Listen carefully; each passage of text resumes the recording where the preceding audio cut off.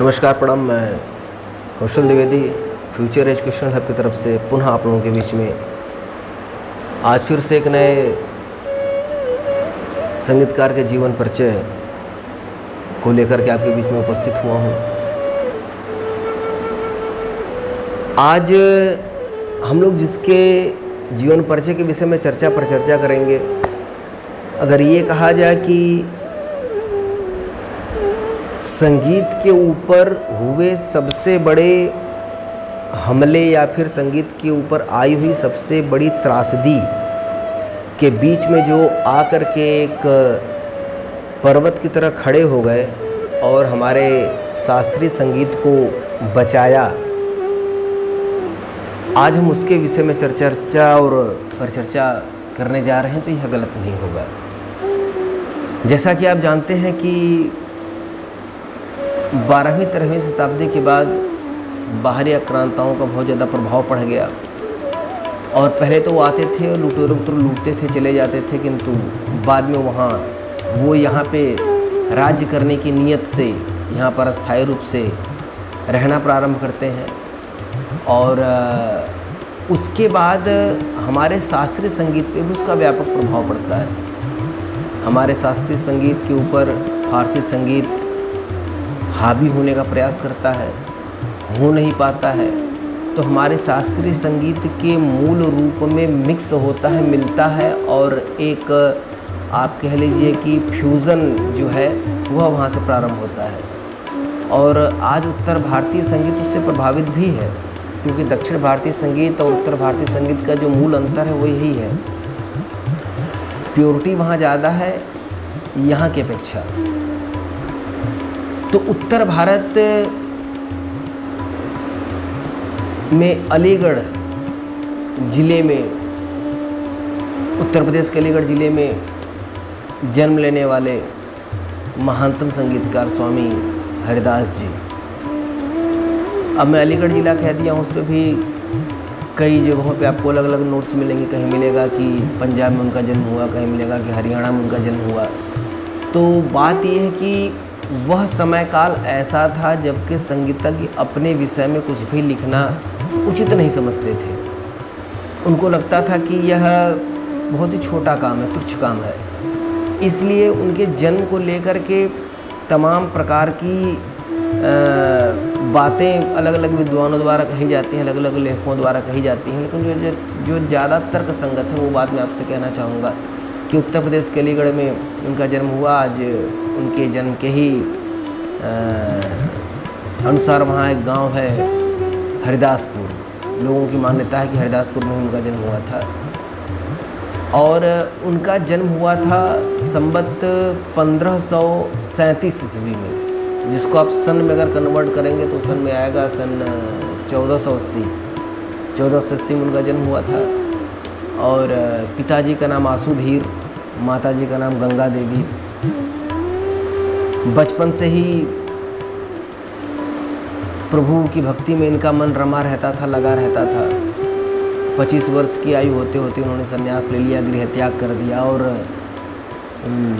वृंदावन में जाकर के वहाँ पे निवास करने लगे, नुकुंजवन में। संत स्वभाव था, इससे यह तो साफ जाहिर होता है कि संत स्वभाव होने के कारण इन्हें किसी चीज़ की लालसा इनकी नहीं थी। यह अपने स्वर के साथ स्वयं जुड़े रहते थे और अपने स्वरों का प्रयोग जो है वह प्रभु की साधना के लिए क्या करते थे, उनके भजन के लिए क्या करते थे और अपने जीवन को उनके नाम पे समर्पित कर दिया था। इनको नाद ब्रह्म योगी के नाम से भी जाना जाता है। लोगों का मानना था कि इन्होंने स्वर के माध्यम से भगवत प्राप्ति कर ली थी। कहा जाता है कि ये जब अपने भजनों को, गीतों को, अपने भाव को जब सुनाते थे तो प्रभु स्वयं उस चीज़ को सुना करते थे। तो उस समय के विद्वानों ने इन्हें नाद ब्रह्म योगी के नाम से पुकारा और इनका ही का नाम नाद ब्रह्म योगी भी है। अपने समय के महानतम कलाकार तानसेन, बैजू बावरा, गोपाल नायक, जो लोग भी थे वो सभी के सभी स्वामी हरिदास द्वारा ही तरासे गए थे या फिर उनके ऊपर स्वामी हरिदास जी का ही हाथ था। तानसेन अपने समय के, अपने काल के सबसे बड़े संगीतज्ञ माने गए। एक बार की छोटी सी घटना है, याद आ गई, बता दूं। आप लोगों ने भी सुना होगा। एक बार अकबर ने कहा तानसेन से कि तानसेन कुछ सुनाइए। तानसेन ने अपना राग सुनाया। अकबर बहुत ज़्यादा प्रसन्न हुआ और अकबर ने ये कहा कि तानसेन, क्या इस दुनिया में कोई ऐसा है जो आपसे अच्छा गाता हो? तानसेन अपना सर नीचे की ओर कहा कि हाँ सरकार, हमसे भी अच्छा हमारे गुरुजी गाते हैं। अकबर ने कहा ठीक है, तब जाइए बुला के लाइए अपने गुरुजी को, वो हमको सुनाए। तो तानसेन ने कहा कि क्षमा राजन, वह संत हैं और संत किसी के दबाव में नहीं होता है। आपको सुनना है, आपकी इच्छा है तो आपको स्वयं चलना पड़ेगा। अकबर जानता था कि योगी हठ क्या होता है। अकबर तैयार हो जाता है और जाता है। जाने के बाद फिर अकबर कहता है कि ठीक है तानसेन, अब कहिए कि भाई आपके गुरुजी सुनाए। कुटिया में प्रवेश करने से पहले तो तानसेन फिर कहते हैं कि नहीं महाराज, न मेरी इतनी क्षमता है, न तो आपका इतना भय उनको है कि वो आपके कहने से गाएंगे। वो जब भी गाएंगे अपनी इच्छा से गाएंगे। अकबर ने कहा ठीक है। तब तानसेन कहते हैं कि आप कुटिया के बाहर रुकिए, मैं जाता हूँ, कुछ युक्ति लगाता हूँ। तानसेन जाते हैं, हरिदास को प्रणाम करते हैं। हरिदास तानसेन को बहुत प्रेम करते थे क्योंकि भाई शिष्य है और शिष्य अपने पुत्र के समान ही होता है। तानसेन हरिदास जी से कहते हैं कि गुरुदेव, कुछ रचना है, आपको सुनाना चाहता हूँ, जहाँ त्रुटि हो आप उसको बताएं। स्वामी हरिदास कहते हैं ठीक है सुनाओ। तानसेन अपनी रचना सुनाते हैं और जानबूझ के उस रचना में कुछ भाव की कमी कर देते हैं, क्योंकि देखिए राग जो है सिर्फ स्वरों के चलन से राग निर्माण नहीं हो सकता। सिर्फ स्वरों के चलन से आप अच्छे गाने नहीं गा सकते, उसमें भाव का होना बहुत ज़रूरी है। और वह भाव पक्ष ही कमज़ोर किया तानसेन ने। हरिदास को ये बात अच्छी नहीं लगी। हरिदास ने कहा कि नहीं तन्ना, तूने कुछ गड़बड़ कर दिया, ये ऐसे नहीं ऐसे होना चाहिए। और उसके बाद फिर स्वामी हरिदास जी भाव के साथ उस राग का गायन प्रारंभ करते हैं। अकबर जो कुटी के बाहर, जो हिंदुस्तान की सत्ता पे स्थापित एक बहुत बड़े सम्राट, जो कि दिल्ली के सिंहासन पे बैठने के आदी रहे, हरिदास, स्वामी हरिदास जी के स्वरों को सुनने के बाद, भावों को सुनने के बाद अकबर वहीं पे ज़मीन पे ही गिर जाते हैं और सो जाते हैं। तानसेन जब पूरी कहानी, पूरा राग कंप्लीट होने के बाद, पूरा होने के बाद गुरु से आशीर्वाद लेते हैं, बाहर आते हैं और ढूंढने लगते हैं कि अकबर कहाँ है। तो देखते हैं कि अकबर उसी झाड़ी में गिरे हुए हैं जहाँ पर वह खड़े करके गए हुए थे। तानसेन जाते हैं, उनको जगाते हैं और कहते हैं क्या हुआ महाराज। भाव विभोर हो जाते हैं अकबर, और अकबर कहते हैं कि तानसेन, मुझे तो ऐसा लगा जैसे मेरे कानों में अमृत की वर्षा हो रही है, क्या तानसेन तुम ऐसा नहीं गा सकते? तब तानसेन ने जवाब दिया कि प्रभु, मैं आपके मनोरंजन के लिए गाता हूँ और गुरुजी आत्मरंजन के लिए गाते हैं, और इन दोनों में बहुत बड़ा अंतर होता है। इस बात को अकबर समझते हैं और फिर वापस अपने दरबार को चले जाते हैं।